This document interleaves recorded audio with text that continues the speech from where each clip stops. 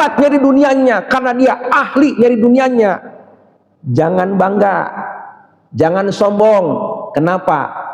Yang Bapak usahakan itu uang, itu rumah, itu kendaraan, seapapun mewahnya, ketika Bapak Ibu meninggal dunia tetap akan berpisah dengan yang kita usahakan. Itulah dunia, itulah kerja dunia.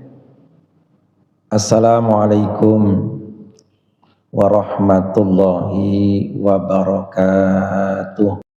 Wal maqalatu khamisah, masih menerangkan maqalah yang kelima.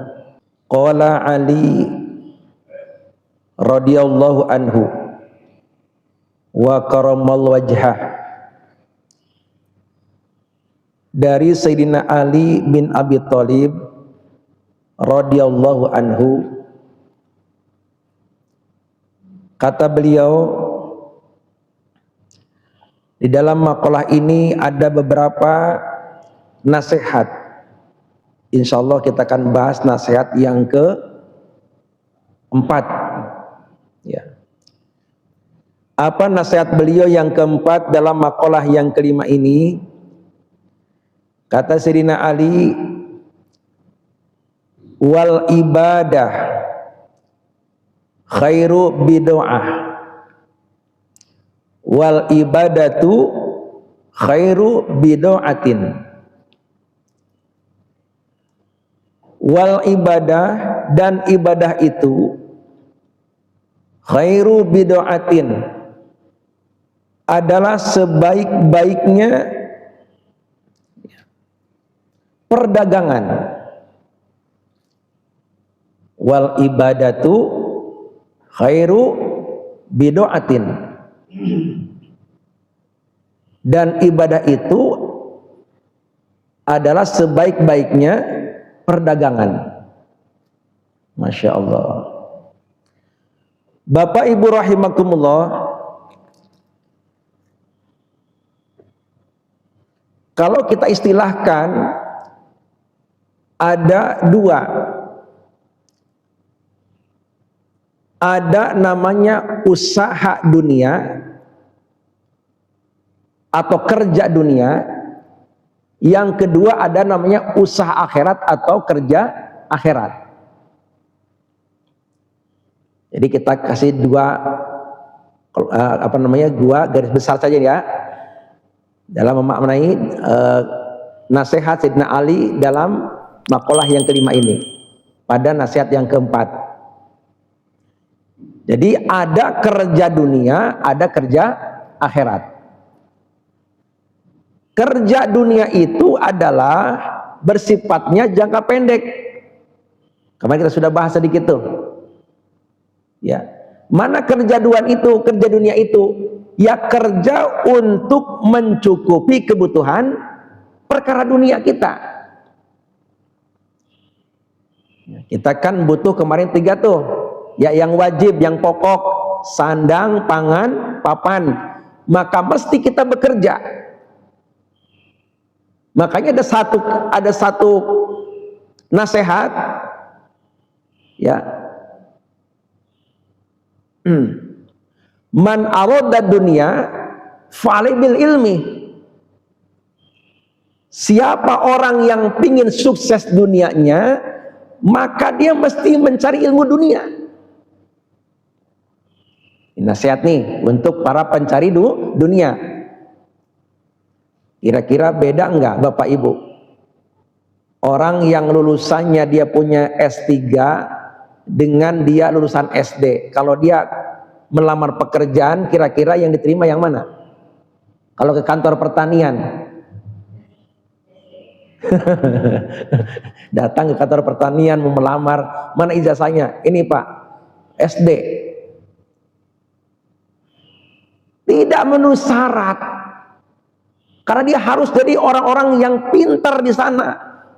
Harus ahli komputer, harus ahli ini, harus ahli ini. Ya, dia kagak pernah belajar. Gimana kan masuk ke pertanian? Benar kata tadi keterangan.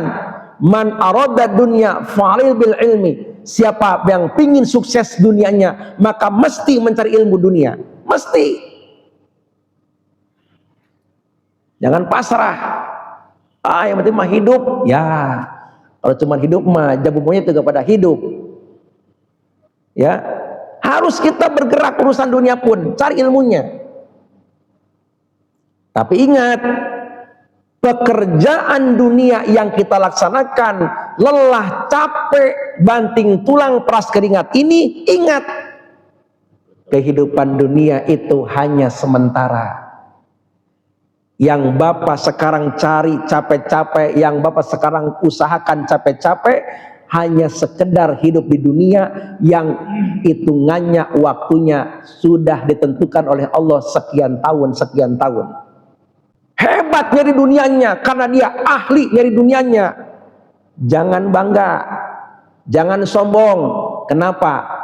Yang Bapak usahakan itu uang, itu rumah, itu kendaraan, seapapun mewahnya, ketika Bapak Ibu meninggal dunia tetap akan berpisah dengan yang kita usahakan. Itulah dunia, itulah kerja dunia. Masya Allah. Makanya ketika kita kerja dunia ini, tanamkan sifat wara, berhati-hati, pilah-pilah, yang halal ambil, yang haram tinggalkan, yang halal ambil, yang subhat tinggalkan. Kenapa? Kerja dunia sebentar, sementara, hasilnya pun digunakan untuk sementara. Nih, hati-hati. Ya. Nah, nomor 2 ada namanya kerja akhirat, usaha akhirat. Mana kerja akhirat itu? Adalah pekerjaan yang langsung Allah perintahkan kepada kita dan Rasulnya untuk menjadikan kita bahagia kehidupan kelak di akhirat yang selama-lamanya. Itulah kerja akhirat. Apa kerja akhirat? Wa ma khalaqtul jinna wal insa illa liya'budun. Itulah ibadah. Ini ibadah itu Bapak Ibu adalah kerja akhirat. Masya Allah. Dan harus punya keyakinan bahwa kerja akhirat ini pasti menghasilkan. Pasti menghasilkan. Bahkan lebih hebat ketimbang kerja dunia. Ya Allah.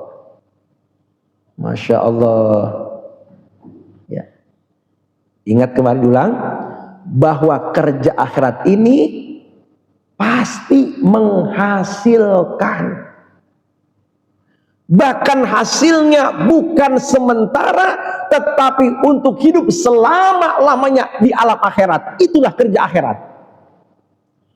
Mana contohnya kerja akhirat? Aqimis sholat, dirikan sholat. Ini kerja akhirat Bapak Ibu. Ini perintah Allah. Makanya kalau ada orang di dunia ini sekarang dia hidup 1000 tahun, kalau tidak sholat, maka umurnya tidak ada kebaikannya, sia-sia di mata Allah. Kenapa? Karena dia tidak sholat, tidak punya masa depan yang cerah, yaitu masa depan akhirat.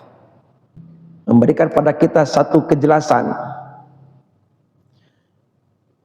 dalam surah At-Taghabun, ya, ayat 17. Apa kata Allah Subhanahu wa taala?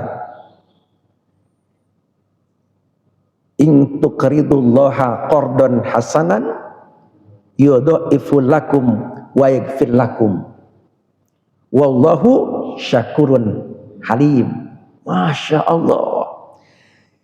Jika kamu, kata Allah, meminjamkan kepada Allah dengan pinjaman yang baik, niscaya Allah akan melipat gandakan kepada kalian. Coba, apa pinjaman baik itu kepada Allah? Salah satu contohnya adalah kita bisa bersedekah. Bisa bersedekah. Ini pinjaman terbaik kepada Allah. Pertanyaannya, Allah butuh nggak dengan uang kita? Allah nggak butuh nggak? Tapi tetap Allah beli. Sedekah kita dibeli oleh Allah. Padahal rizki dari Allah, uang dari Allah, semua dari Allah. Tapi ketika orang bersedekah, dibeli oleh Allah sedekah kita. Ya Allah ya Karim, amin ya Rabbal. Terutama saya ingatkan terus nasihat Al-Maghfurullah Kiai Haji Muhammad Adib Ilham, yang dulu saya ketika masih halakoh di Az-Zikro Sentul setiap pagi waktu itu Bapak Ibu, jangan pernah tinggalkan sedekah subuh setiap hari walaupun 1.000 rupiah, kata beliau. Kenapa? Di saat subuh ada malaikat mendoakan kita, Allahumma a'ti munfiqan khalafan. Ya Rob, kata malaikat, ganti orang yang bersedekah di pagi hari, di waktu subuh ini. Amin ya Rabbal. Ya Allah ya Karim, sudah dibeli oleh Allah, dianggap minjemin kepada Allah sedekah kita, didoaikin malaikat lagi. Ya, walaupun 1.000 rupiah, insya Allah, Masya Allah, tabarakallah. Begitu dahsyatnya, luar biasa Bapak Ibu. Makanya orang-orang yang ibadah kepada Allah sedang berjual beli dengan Allah SWT. Sholat kita, puasa kita, haji kita, semua ngaji kita, apapun ibadahnya, itu dianggap sedang berjual beli dengan Allah SWT. Itulah kerja akhirat yang sebaik-baiknya kerja. Masya Allah, mudah-mudahan ya kita istiqomah, amin ya Rabbal alamin ya. Masya Allah. Cuman ibadah kan kita kan nggak lama, ibadah nggak sampai kapan ibadah kita? Sampai mati doang Bapak Ibu, nggak lama ya.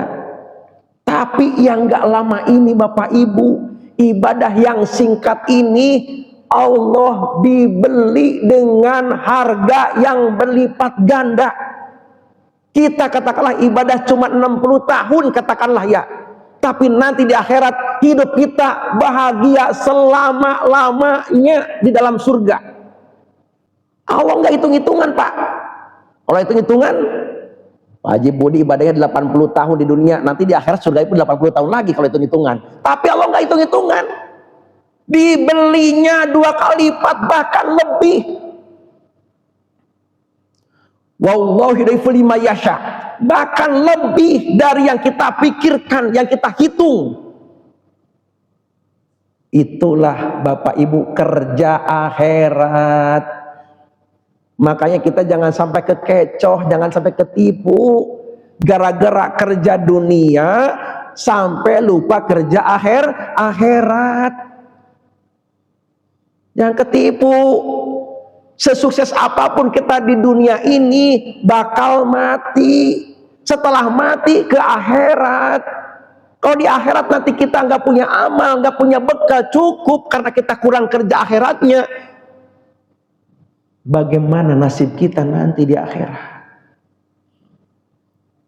Ya Allah, Allah sudah peringatkan kepada kita, wal asr, demi masa, demi waktu. Hei hamba-hambaku, kata Allah, kalian di dunia ini hidup ada waktunya, ada masanya, kalian bakal mati.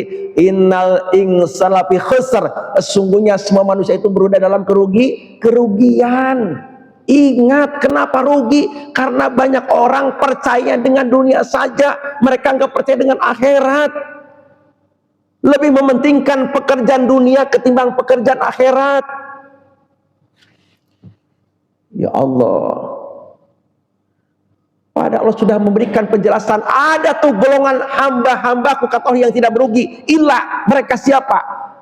Alladzina amanu, mereka orang-orang yang beriman kepada kami, beriman dengan janji kami, beriman dengan ancaman kami. Mereka yakin kepada kami, diiringi dengan wa amilus solihat, dan mereka terus berbuat amal kebaikan, amal soleh, ibadah sungguh-sungguh pada kami. Ini yang beruntung. Bahkan mereka watawasobil haqqi watawasobi sober. Mereka saling terus memberikan nasihat, saling nasihati dalam kesabaran dan dalam kebenaran agama kami. Ini Bapak Ibu, ini salah satu negara sedang memberikan ini, kita saling menasihati taklim ini. Amin ya rabbal.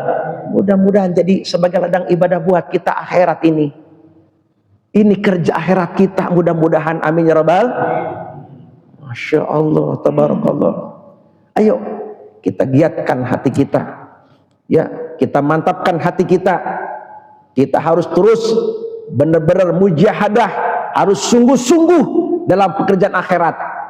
Kenapa? Sebab pekerjaan akhirat lebih menguntungkan ketimbang pekerjaan dunia. Insya Allah. Bapak Ibu, ya, jangan dikira ngaji ini nggak membuka pintu rezeki. Saya kata satu cerita. Imam Syafi'i itu kan ahli fikih. Hitung-hitungan tuh fikih itu kan. Ganjaran ini dibalas ini, hitung-hitungan. Tapi Imam Maliki itu gurunya Bapak Ibu, Masya Allah, ya, dia sudah ahli tasawufnya luar biasa tasawufnya. Ya, suatu hari mereka berdebat urusan fikih. Ya, katanya kalau orang kerja itu, kalau orang pingin dapat dunia itu, pingin dapat urusan dunia itu harus kerja dunianya bener-bener. Artinya begini, kalau dia pingin dapat uang harus kerja. Kalau dia pingin dapat korma harus kerja. Kata Imam Maliki yang itu juga, ya, secara fikih memang benar begitu. Tapi secara ilmu tasawufnya nggak begitu juga. Berdebat, akhirnya pulang Imam Syafi'i. Ketika pulang di perjalanan ada sedang orang panen kurma. Akhirnya beliau menawarkan diri, Bapak boleh nggak saya ikut panen dengan harapan nanti ada upah. Ya, setelah dia panen, ikut panen kurma tersebut, dapat upah tuh, ya, dapat upah, dikasihlah dia kurma. Ya, setelah dia dapat Imam Syafi'i ini kurma ini, nggak pulang ke rumah Imam Syafi'i, balik ke rumah Imam Maliki lagi ke gurunya untuk membuktikan bahwa dalil saya benar, kalau dia ingin dapat sesuatu harus kerja dulu. Sampai di sana ketemu Imam Maliki, Assalamualaikum Tuan Guru. Syafi'i, kau balik lagi? Iya Guru, ini saya menyampaikan dalil tadi saya yang kita debat, bahwa kerja, kalau kita ingin dunia itu harus kerja. Nih saya dapat sekarang nih korma, ini buat Guru. Masya Allah Syafi'i, barusan saya nih ketika ngajar di pengajian, dalam hati terbesit, ya Allah enak ya kalau malam ini makan korma nih. ya, enak nih kalau malam ini makan korma. Ternyata Allah kirim lewat kamu Syafi'i. Masya Allah. Ternyata Bapak Ibu, pengajian semua apapun ibadah itu membuka pintu rizki. Jangan takut kita sholat ditutup rizkinya. Justru ketika orang taat kepada Allah, tambah dibuka oleh Allah rizkinya. Amin ya rabbal. Harus yakin ini kerja akhirat. Mudah-mudahan barokah. Amin ya rabbal alamin. Allahumma salli ala sayyidina